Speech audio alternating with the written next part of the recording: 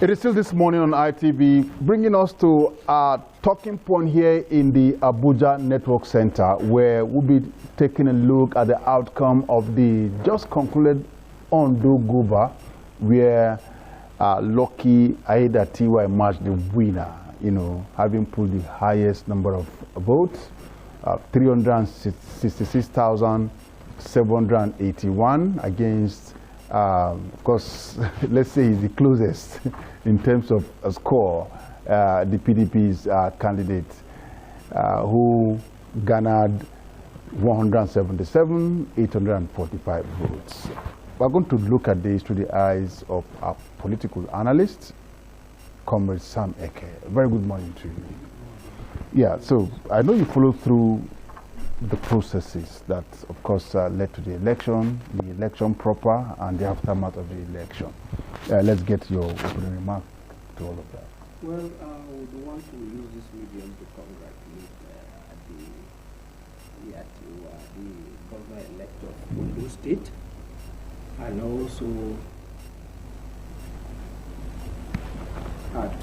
also at this time thank INEC for improving from what we saw in Ondo State, because the Ondo election is an improvement from the issues we saw in Edo State. INEC started the voting process early, and the people turned out, they voted, and the results also came out early. If INEC will improve on this, that's what Nigerians will want to see. Then the Ondo people have also decided that this man is the man we want to vote, and he should provide leadership in the next 4 years. Now the onions is on the governor-elect to provide good governance and also ensure that security of lives and property in those states is paramount. At the same time, the opposition is not providing the needed opposition in the country. So they don't have cause to start shouting, casting aspersion on INEC or on the ruling party in the state. Because today as it stands, the opposition is not doing anything. There's nothing significant you can point out that the opposition is providing the needed opposition. So if the ruling party has taken the day because of maybe the personality of the candidate in Ondo State, or because of the activities of the ruling party, because before the election, we find out that the APC was doing campaigns virtually in every community, village, senatorial district. And the PDP, suddenly you don't see neither the PDP, neither the Labour Party, ABGA, and the rest NMPP. They were just quiet. A few days to the election, then they rose up. You don't run an election like that. You first of all provide the needed opposition. So, in all, I'll say to God be the glory. Okay, now let's look at an aspect that is key when it comes to election, which is turnout. From what we saw, there was somehow an apathy. Total registered voters in Ondo State, they are 1.7 million. But those that came out, about 508,000, and that's about 33% of registered voters. Is that something to applaud? No. First of all, there are agencies who are saddled with the responsibility of providing enlightenment. These agencies over the years are not doing enough. Like which agencies? The National Orientation Agency. They are not doing enough. Programs, policies of government should be heard from such agencies, but they are not doing enough. I will say it any day, anytime. the National Orientation Agency is not doing it. Then INEC, we keep improving so that it can also build confidence on the populace. To me, before now, at a point INEC raised the bar. At a point, it looks as if. Then another thing that would have caused that in recent time is this last state elections for local government elections, where confidence is not built in the local government elections. So the people already, and maybe it's just one of those things, few persons will come out, you know. So what we want to see is do the right thing where you are. If this government agencies department does the right thing, the people will have confidence and the turnout will be high. But once they don't trust the process, what you see is, let's just exercise our vote. Then another thing we would also work on is the issue of vote buying. We learned that some few persons were arrested because of vote buying. So such persons should be taken to court. So the law. And you think that will stop vote buying in subsequent elections? See, it might not stop vote buying totally. But one thing is sure, that persons will be scared to do that on the day of election. Who are the people sponsoring vote buying? You can't point out to anybody. One of the things, maybe supporters of a certain party, but I will tell you, the political elites generally need to change their attitude towards elections. Once you provide needed leadership, adequate governance, the people will trust you. You wouldn't need to buy vote. But in this case, we don't know what party the vote buyers are coming from. Some people will tell you that all the candidates were prepared to buy votes. All the political parties were prepared to buy votes. Their agents were mobilized to buy votes. And you see signs, some kind of signs at polling units, you know, that you really cannot interrogate. You know, a sign, I mean, it's not captured as an offense in any part of our law, but you see sign, you see people just signifying, you see people, you know, doing the dumb and deaf signs. You can question them. And the vote buying is arranged within a particular polling unit, arranged by those that know themselves. At some point you see people quarreling that their name is not on the list. But you cannot ask, why is your name, why you angry that your name is not on the list? You see, once that crime is not committed at the polling unit, maybe 1,000 meters far from the polling unit, they might tell you it's not because of the election they are there. Maybe they are meeting for something different. But you and I know, that's the point we are making here. That, who can stop it? Lobbying. Is it lobbying? In democracy. No, do you call it lobbying? You call it lobbying. If it's lobbying, why do we have people, you know, stand close to observe? Why do we get somebody, you know, giving signs? So maybe, you know, we don't understand that. Maybe at that point, maybe they are having their meetings or lobbying to see how they get more voters on their side. But at the same time, it is wrong to buy votes.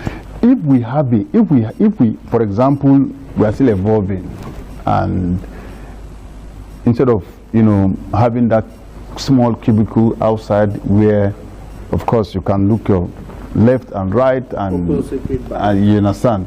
If it's possible to, you know, like a room, well, a mobile room, so to speak, where people just go in, thumb on your ballot, drop it there. No matter the sign you give, no matter how people try to see who the party you vote for, if they are unable to see it, I think vote buying can be reduced. No, the truth is not about, no matter how you make it a secret ballot, let me make it that way.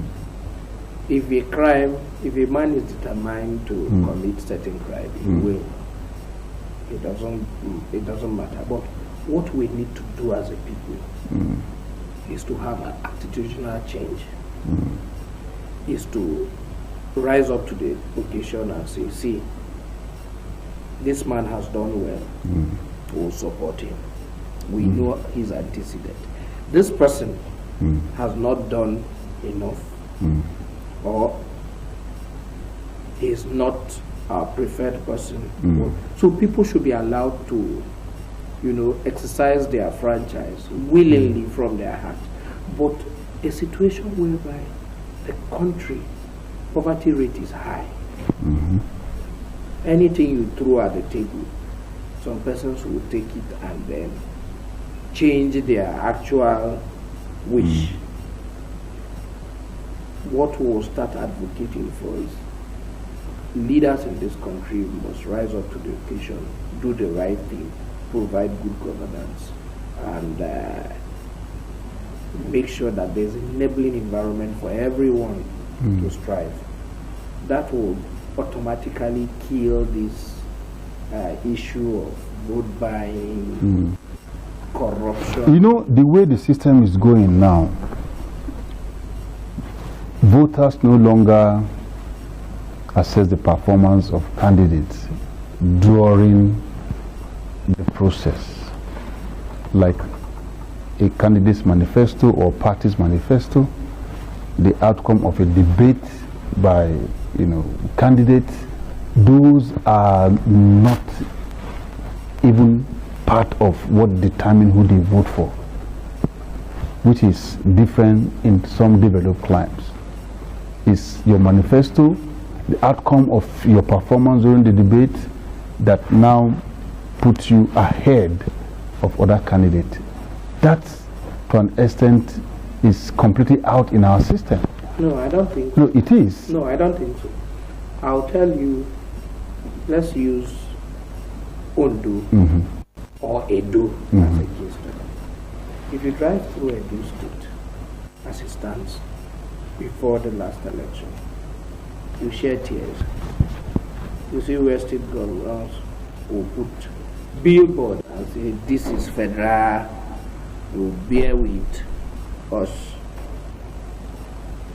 But the governor don't understand that whether it is federal or state road, the persons that applies the road are indigent and residents of the state, that you will seek their mandate, you will seek their vote to come for a second term or to have a successor. Go to Ondo State. The man who is duly elected was a former deputy. He was a former deputy governor before he became a governor. He has continued from where his predecessor stopped.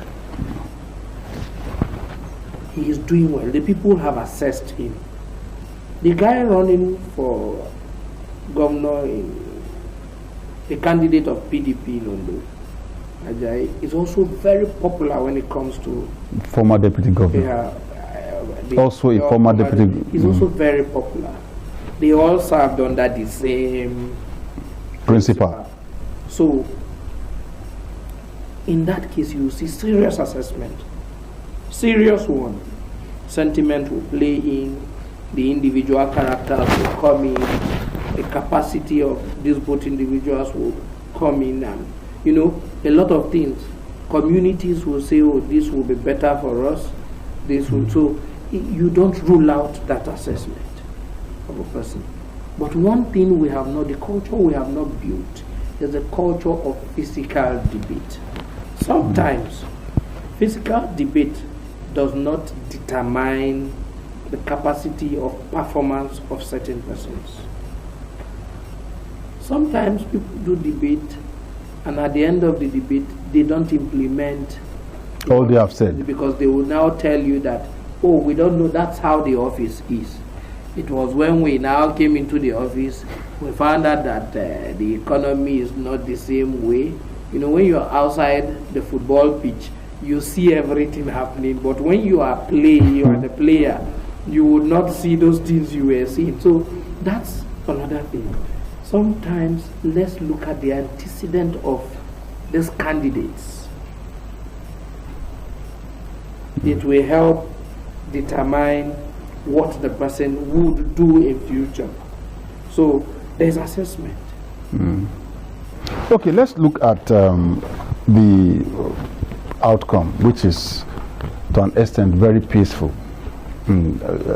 Should it be attributed to the over 30,000 security personnel deployed?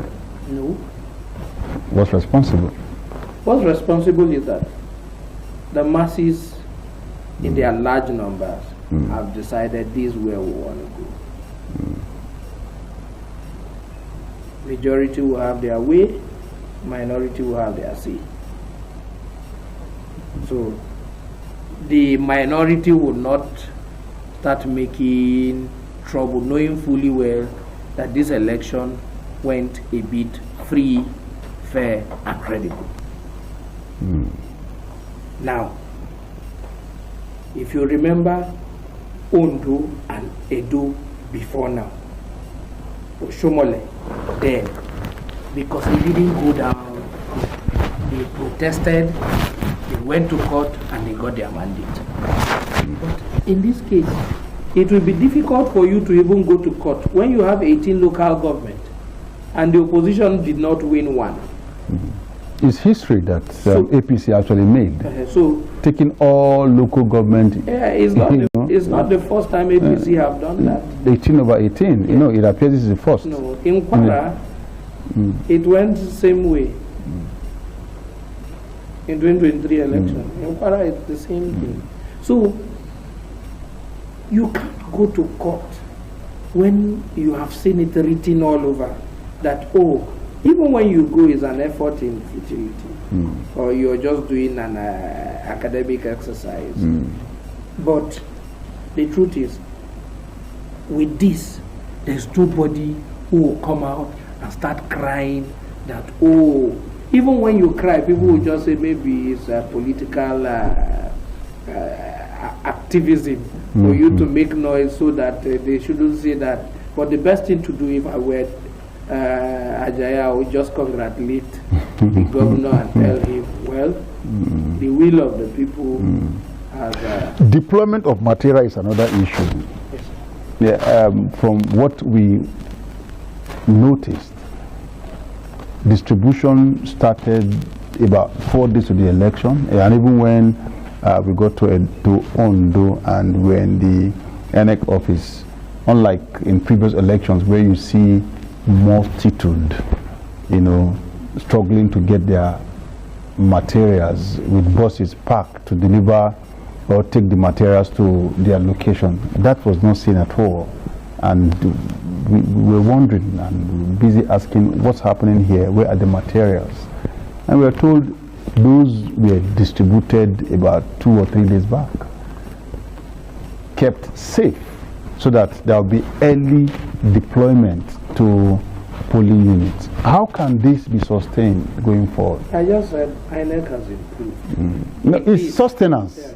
Yeah, it's sustenance. My fear about INEC is, you know, before the 2023 election, INEC promised all of us that the electronic transmission and so on, before we got the issue of a glitch. INEC, we know, can actually conduct a very credible election without hitch here and there, once they do their own work. Ondo is an example of one. If elections are done this way, at 8 a.m.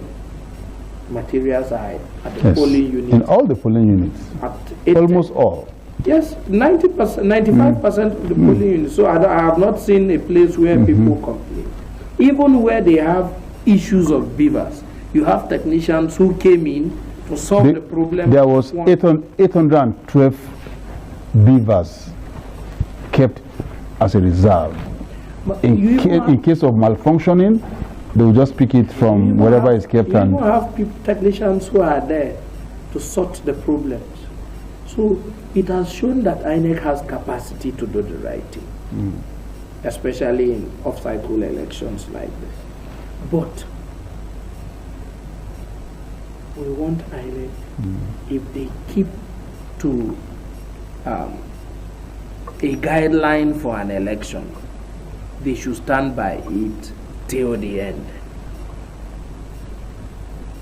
It shouldn't be, oh, we can change the goalposts at a certain point. But INEC, I know, can conduct a very credible election. Yeah, but what we saw in the IRF portal appears to be the same with what was announced. Yes, that's why I said the Ondo election is a near perfect election. So it has shown that INEC has capacity to conduct a very credible election. What is left for the politicians, they should go out there and do their homework. Do their homework, canvass for vote. Opposition should play the role of an opposition well if they want to ever get close to power. But my fear is that we are moving towards a one-party state if nothing is done. And no, you just said politicians should do their homework well. So the opposition, if they don't do what is needful, they don't checkmate policies of governance, they don't stand up to speak, they shouldn't expect to go close to power. I think if you look at, let me bring Edo in now, and of course, Ondo, particularly with the APC. I think one of the edge they have in actually getting this vote is because they don't have litigation internally after the primary elections. That of Edo first was managed. That's the point. Well. Yeah. So they have the system of managing litigation.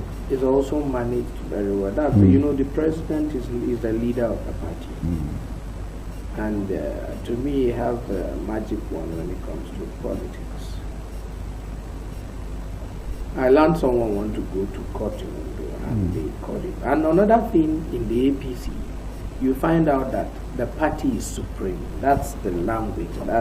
So if you're a member of the party and a process has come and the party tells you, see,